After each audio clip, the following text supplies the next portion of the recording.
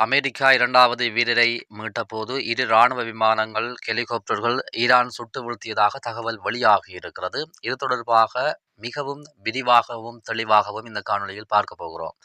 அதாவது ஈரானின் தொலைதூர பகுதியில் தனது போர் விமானம் சுட்டு வீழ்த்தப்பட்டதை தொடர்ந்து காணாமல் போன விமானப்படையைச் சேர்ந்த ஒருவரை அமெரிக்க ராணுவம் வியப்பூட்டும் நடவடிக்கையின் மூலம் மீட்டுள்ளது. சரியான சூழல்கள் இன்னும் தெளிவாக இல்லை. எனினும் எதிரி பிரதேசத்தில் இருந்து அவரை மீட்கும் அந்த நடவடிக்கை மிகவும் சிக்கலானதாக அமைந்திருந்தது.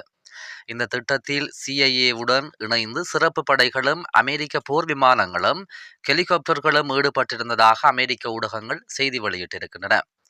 ஞாயிற்றுக்கிழமை அமெரிக்க அதிபர் டொனால்ட் ட்ரம்ப் தனது சமூக ஊடக பக்கத்தில் ஈரானின் மலைப்பகுதிகளுக்கு நடுவே படுகாயமடைந்தவரும் உண்மையிலேயே வீரமிக்கவருமான F-15 விமான பணிக்குழு உறுப்பினர் அதிகாரியை நாங்கள் மீட்டெடுத்துள்ளோம் என பதிவிட்டிருந்தார்.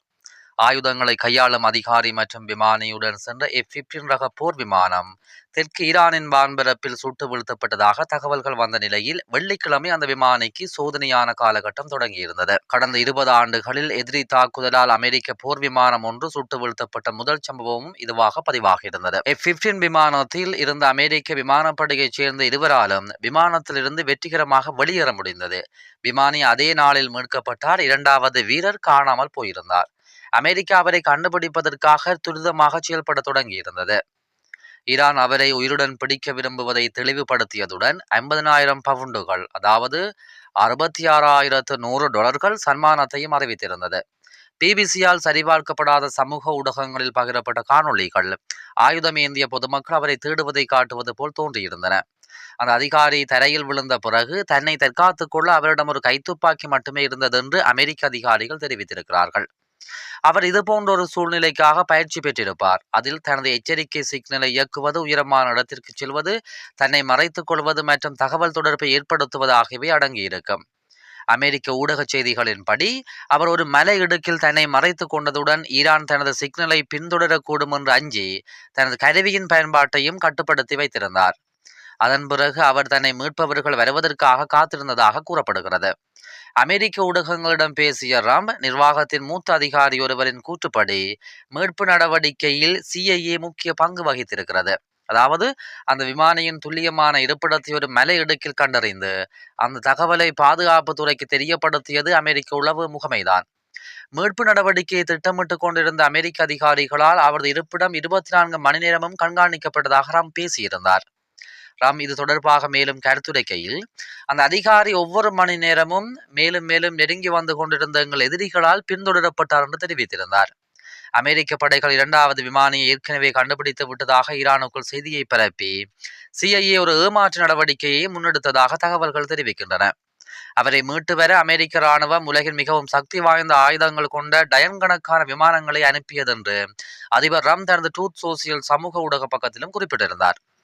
தனித்து விடப்பட்ட அந்த அதிகாரியை நோக்கி அமெரிக்க சிறப்பு படைகள் முன்னேறி சென்ற போது ஈரானிய படைகளை அவரது இருப்பிடத்திலிருந்து விலக்கி வைப்பதற்காக குண்டுகளும் ஆயுதங்களும் பயன்படுத்தப்பட்டதாக தகவல் வெளியாகியிருக்கிறது. மீட்பு குழுவினரை வெளியேற்றுவதற்காக அனுப்பப்பட்ட 2 போக்குவரத்து விமானங்கள் ஈரானுக்குள் அமைந்திருந்த ஒரு தொலைதூர தளத்திலிருந்து புறப்பட இயலாமல் போனதாகவும் அவை எதிரிகளின் கைகளில் சிக்காமல் இருப்பதை உறுதி செய்யும் வகையில் அளிக்கப்பட்டதாகவும் அமெரிக்க ஊடகங்கள் செய்தி வெளியிட்டிருக்கின்றன. அக்குழுவினரை மீட்டு வருவதற்காக சிறப்பு படையினர் கூடுதலாக 3 விமானங்கள் மூலம் அங்கு சென்றதாக அந்த செய்திகள் மேலும் விரிவடைந்திருக்கின்றன. பிபிசி வெரிஃபையால் உறுதி செய்யப்பட்ட காணொளிகளும் புகைப்படங்களும் மத்திய ஈரானின் மலைப்பாங்கான பகுதியில் இஸ்பஹான் நகரத்திலிருந்து தென்கிழக்கே சுமார் 50 கிலோமீட்டரில் புகைந்து கொண்டிருந்த விமான சிதைவுகளை காட்டுவதாக தெரிந்தன.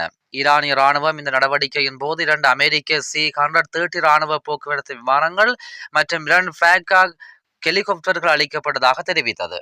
தெற்கே இஸ்பஹானில் உள்ள ஒரு கைவிடப்பட்ட விமான தளத்தில் மேற்கொள்ளப்பட்ட ஏமாற்று மற்றும் தப்பித்தல் நோக்கம் கொண்ட ஒரு பணி முழுமையாக முறியடிக்கப்பட்டது என்றும் தெரிவிக்கப்பட்டிருக்கிறது. காணாமல் போன விமானப்படையைச் சேர்ந்த 2வது நபரை தேடிக்கொண்டிருந்த போது இஸ்பஹான் நகருக்கு மேலே பறந்த அமெரிக்க ஆளில்லா விமானத்தை இஸ்லாமிய புரட்சிகர பாதுகாப்பு படையைச் சேர்ந்த வீரர்கள் சுட்டு வீழ்த்தியதாக ஈரானிய அரசு ஊடகங்கள் ஞாயிற்றுக்கிழமை தெரிவித்தன. இஸ்பஹான் அருகே நடந்ததாக கூறப்படும் நிகழ்வுகள் குறித்த இந்த 2 தகவல்களையும் பிபிசியால் உறுதிப்படுத்த முடியவில்லை. அமெரிக்க நேரப்படி நள்ளிரவுக்கு முன்னதாகவே மீட்பு பணி நிறைவடைந்ததாகவும் அவர் மருத்துவ சிகிச்சைக்காக குவைத்துக்கு விமானம் மூலம் அழைத்துச் செல்லப்பட்டதாகவும் அதிகாரிகள் தெரிவிக்கின்றனர். அந்த அதிகாரி பலத்த காயமடைந்துள்ளார் என்றாலும் அவர் முழுமையாக குணமடைந்து விடுவார் என்றும் அமெரிக்க ஜனாதிபதி தெரிவித்திருக்கிறார். மீட்கப்பட்ட போது அவர் இருந்த துல்லியமான இடம் குறித்தோ அல்லது அவரது அடையாளம் குறித்தோ அமெரிக்க அதிகாரிகள் எவ்வித தகவலையும் வெளியிடவில்லை. அமெரிக்க ராணுவத்தின் முன்னாள் அதிகாரியும் ஓய்வு பெற்ற கடற்படை தலைவருமான வில்லியம் ஃபாலன் மீட்பு பணியின் வெற்றிக்கு அதன் நேரம் அநேகமாக சாதகமாக அமைந்திருக்கக்கூடும் என்று பிபிசியிடம் தெரிவித்திருக்கிறார். இருள் எங்கள் வீரர்களுக்கு சாதகமானது, ஏனெனில் இரவு நேரங்களில் செயல்படுவதில் அவர்கள் நன்கு பழகியவர்கள். எதிரி பிரதேசத்திற்கு மேலே பறக்கும் போது தாக்குதலுக்குள்ளாகும் நபராக இருக்க நீங்கள் தயாராக இருக்க வேண்டும் என்று ஃபாலன் கூறுகிறார். ஞாயிற்றுக்கிழமை, அதாவது இந்திய நேரப்படி 4 மணிக்கு சற்று முன்னதாக 2வது வீரர் கண்டுபிடிக்கப்பட்டதாக அமெரிக்க ஊடகங்கள் செய்தி வெளியிட்டன. அமெரிக்க வீரர் ஒருவரையும் ஒருபோதும் கைவிட மாட்டோம் என்று ட்ரம்ப் சமூக ஊடகங்களில் பதிவிட்டிருக்கிறார். ஆனாலும் ஈரான் அரசு தொடர்ந்து கூறி வருகிறது, அமெரிக்காவினுடைய பல போர் விமானங்களை இந்த மீட்பு நடவடிக்கையின் போது தாங்கள் சுட்டு வீழ்த்தியதாகவும் அமெரிக்க வீரரை சிறைப்பிடித்ததாகவும் ஈரான் அரசு தொடர்ந்து கூறி வருகிறது.